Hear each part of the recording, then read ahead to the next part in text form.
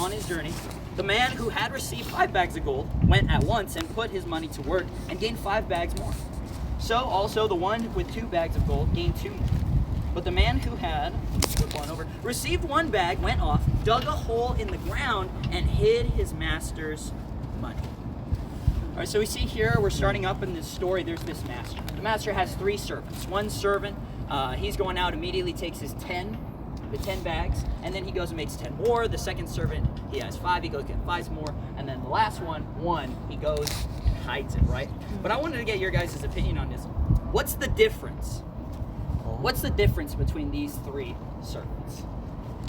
When you take a look into the scriptures, what are some key things that we can learn about these 3 characters just by the context? What about you, Chris? I mean, clearly one of them playing like hide and go seek with the little thing he got, right? And then the other 2, they had the intention of going out to multiply. Okay. Yeah. So one of them's hide and seek. One of them's a little like this, and the other ones are like exactly. Like this. Here we go. Bring him over. Okay. Yeah. There we go. That's a good difference. I love that. Anything else that we notice? Any key words? Any adjectives that we see within the verse that we just read? What about you, Christian? One of them chose multiplication. There we go. Yeah, right. Multiplication instead of just keeping with what it is that they had. That's good. That's good. I love that. We'll go with David. It says that the one with 5 went at once. So like right away. That's good. That's good. As soon as they knew, as soon as they had what it is that their master had given to them, they went, oh, I have this. I'm going to go and I'm going to multiply this right now. That's a really good mindset. I love that. But a lot of the things that we can see here is like, okay, well, you know, one of them has 10, one of them was given 5, right? We can't control what the master gives us, right? So are we just more encouraged to go and multiply when we have a lot? You know, that's kind of something that really bugged me when I was listening to the scriptures. Like, well, are we just more encouraged when we have more? If we have less, does that mean we just keep with what's less? And I really want your guys' input on this in this question. When have you compared yourself with others for what you guys have? Wow. When have you compared yourself with somebody else and like, oh man, that guy, they have so much more than me, or even the opposite, like, man, that guy, like, he's trash. He don't got a Lamborghini like I do. You know what I'm saying? Like, when is it that we really were like, man, like, they just have this stuff and it makes me different? Right, let's go with Manny over here. Hi, man. Hi, Manny. What up, Manny? Nice to meet you, Manny.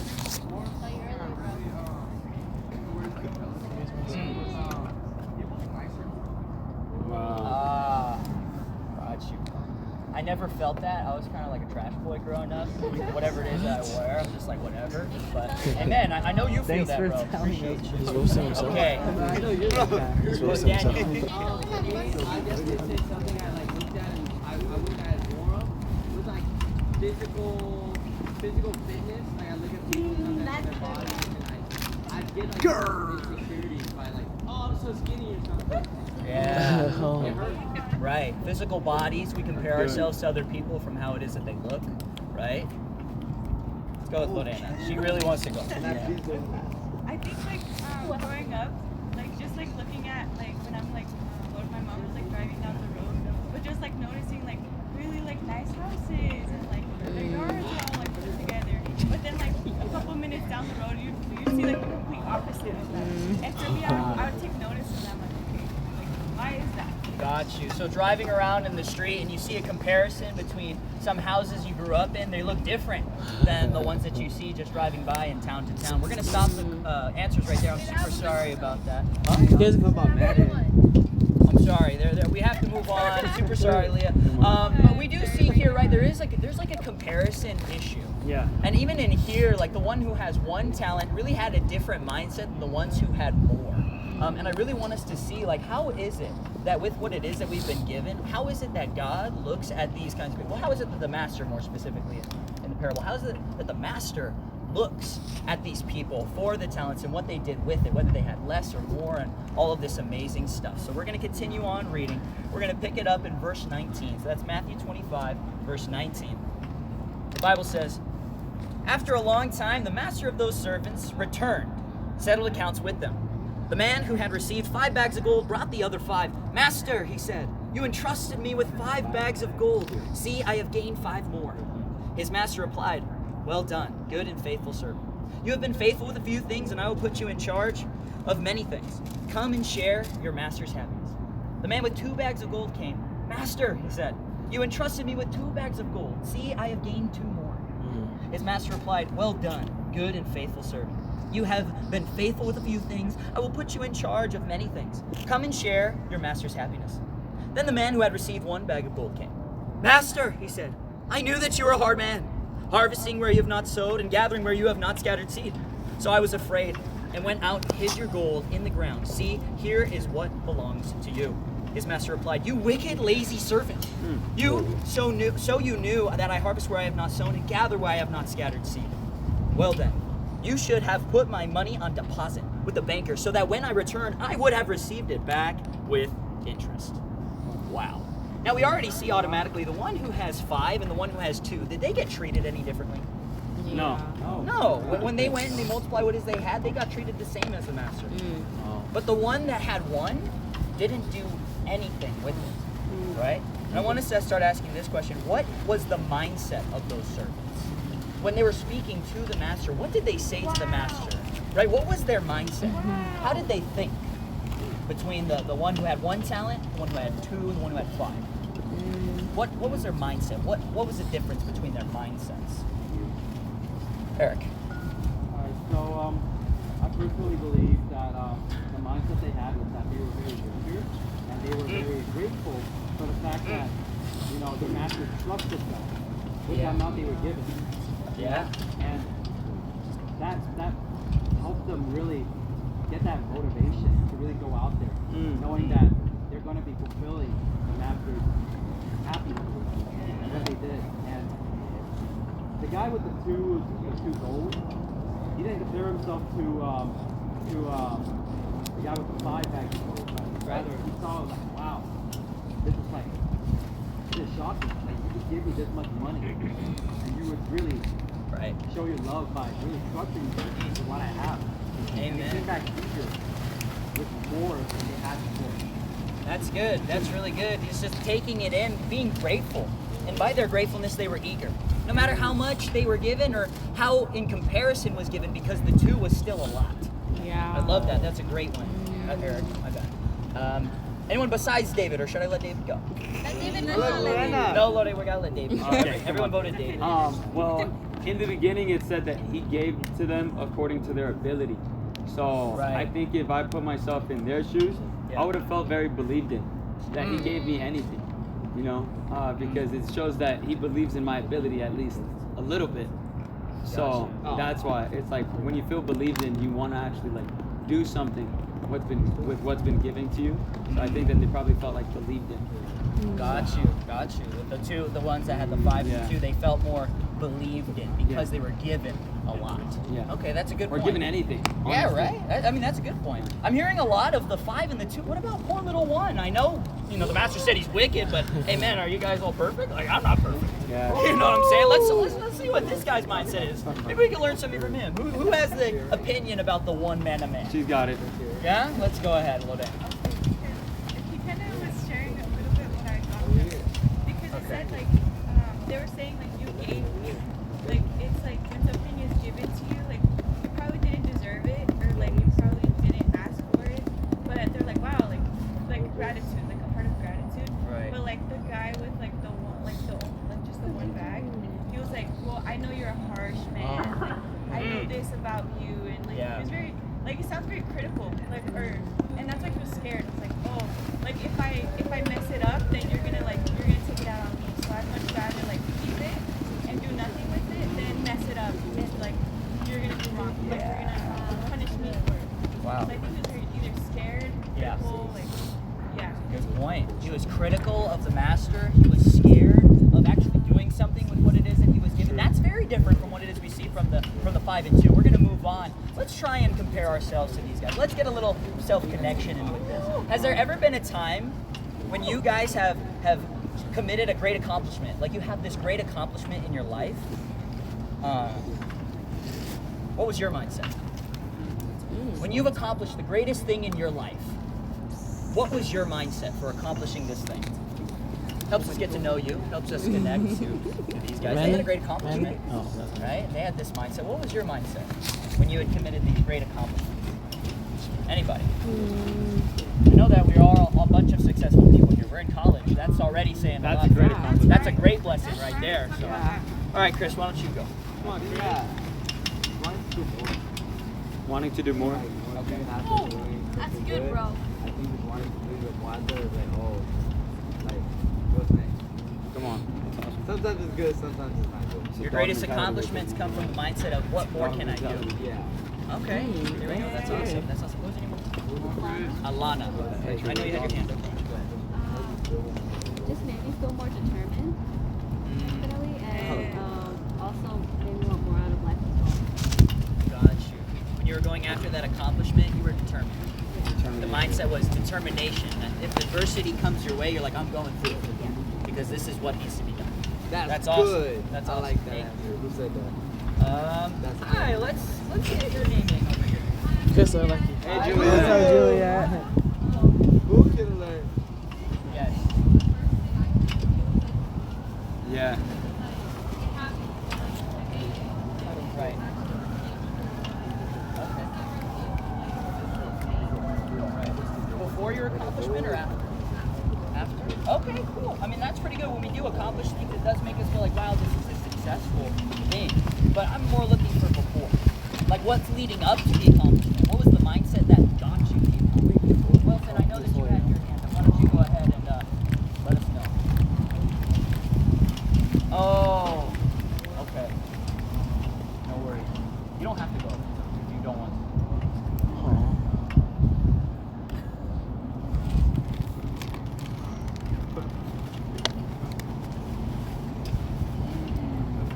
Okay, and you actually accomplished it. Okay, there we go. So it was to impress somebody. It was to do it for someone that was other than you. Oh, Okay, and that helped you achieve it.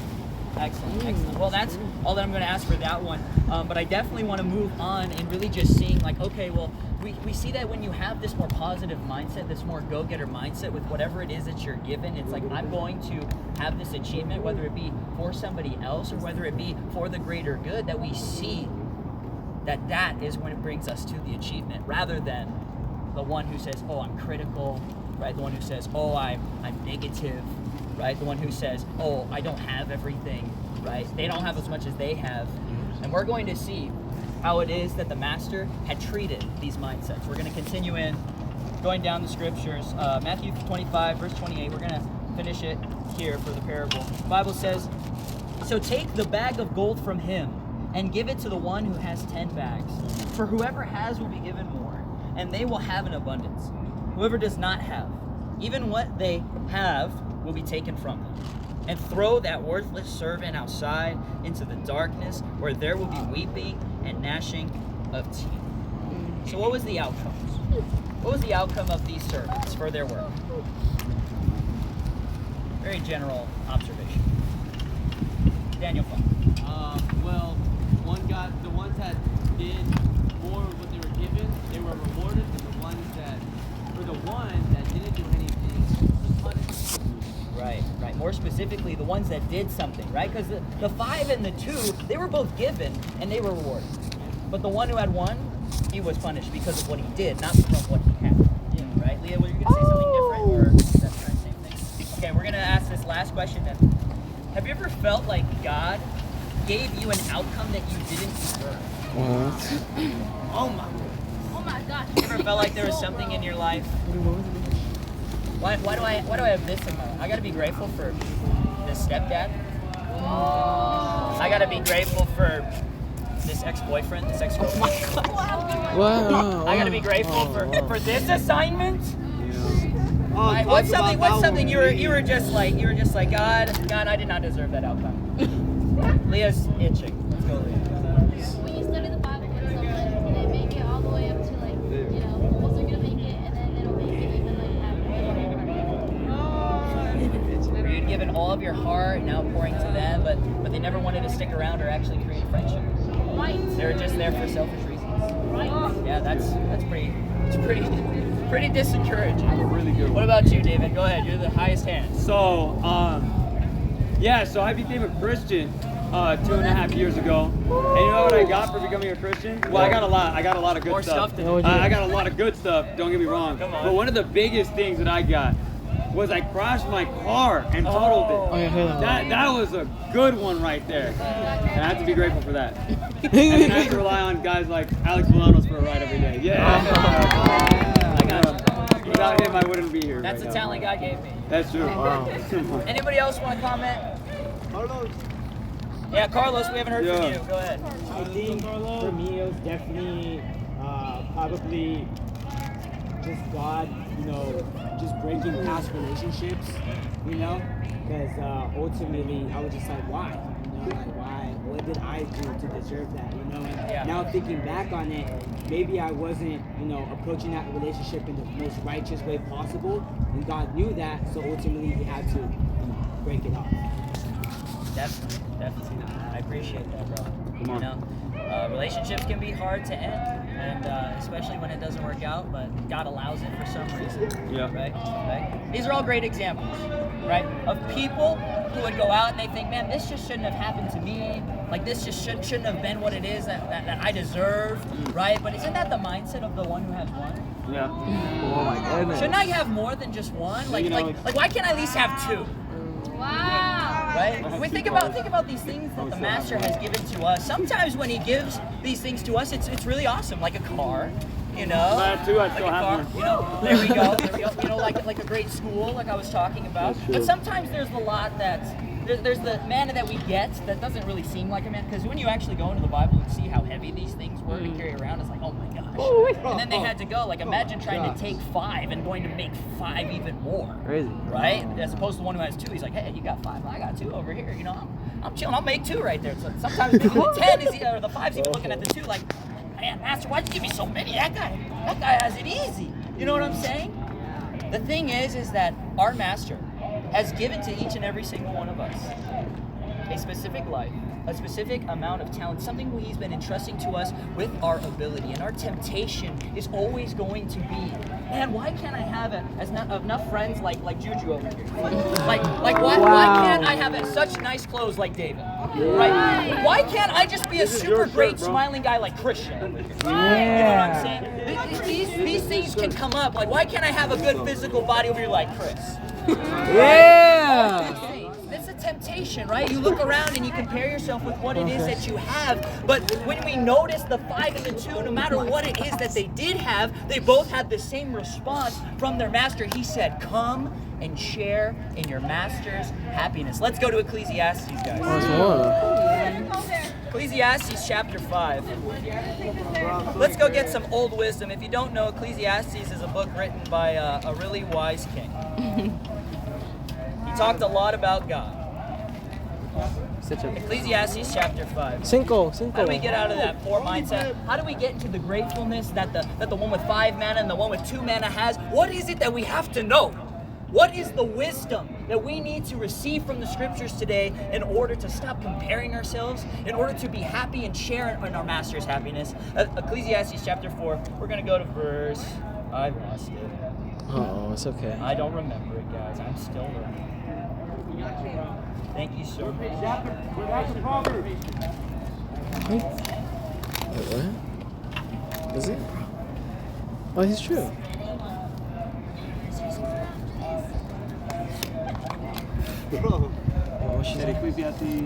I said Ecclesiastes 4. I remember it was No, you said Ecclesiastes 5, 4. right? But the thing is whenever I do my notes, guys, I always put like a little pink slip to remind me where the scriptures are. Yeah. It's Ecclesiastes 5. That's what it was. It was right next to 4. Right next to... Okay, Ecclesiastes 5. Let's go to verse 19. The Bible says, moreover, when God gives someone wealth and possessions and the ability to enjoy them, to accept their lot and be happy in their toil, this is a gift of God. What does this mean? God has given us our lot.